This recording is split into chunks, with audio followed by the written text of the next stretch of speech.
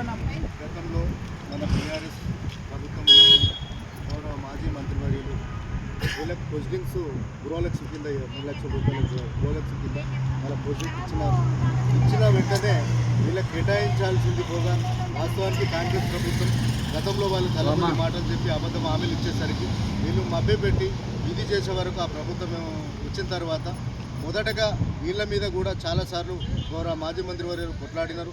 వాళ్ళపైన ఇప్పుడు ఈ వీటిపైన కేసు కూడా వేయడం జరిగింది. కానీ ఎన్నిసార్లు అయితే అసెంబ్లీలో మాట్లాడి కోర్టులో వేసిండ్రు. వీళ్ళకు మొదటగా కూడా వీళ్ళకి ఇవ్వాలి సరే 3 లక్షల రూపాయలు వీళ్ళకు మేము ఇచ్చిన ప్రొసీడింగ్ ప్రకారం ఇచ్చినా పర్వాలేదు, లేదు మీరు ఇప్పుడు ఇవ్వాలి ఇందిరమ్మ గృహాలు ఇస్తున్నారు కదా, ఆ ఇందిరమ్మ గృహాల కింద 5 లక్షలు ఇచ్చినా మాకు ప్రాబ్లం లేదు, ఏదో విధంగా వాళ్ళు ఇల్లు కట్టుకున్నారు,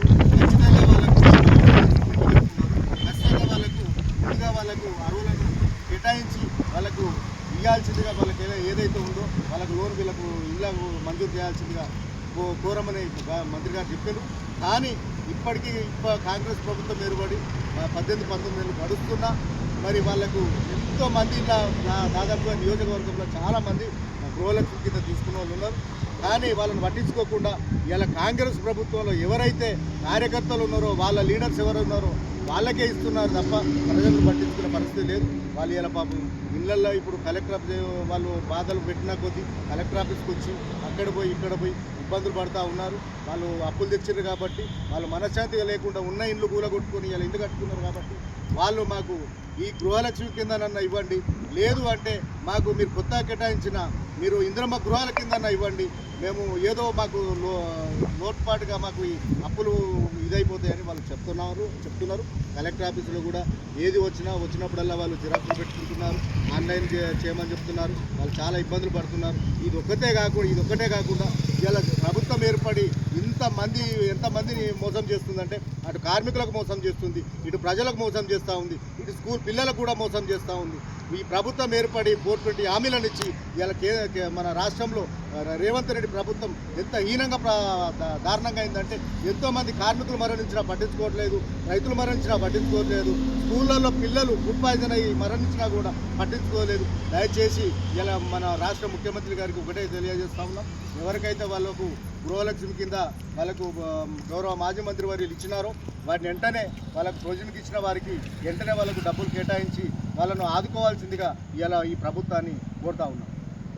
ఏది ఏమైనా కనపల్లి మహిళలు అయితే వాళ్ళకు తక్షణమే పాత ప్రొసీడింగ్ కానీ లేకపోతే కొత్త కూడా వీళ్ళకి ఇల్లు మంజూరు చేయాల్సిన అవసరం ఎంతైనా ఉందని కోరుతున్నారు. మా ఎదురు నువ్వు ఉండగా ఏ కష్టం ఎదురైతదే, భగవంతుడే మా బాధ దిచ్చా నిన్ను పంపిండేమోని, నీ కంటి చూపెందుకో హరిశన్న మా కోసం చూస్తుంటదే, నీ ఇంటి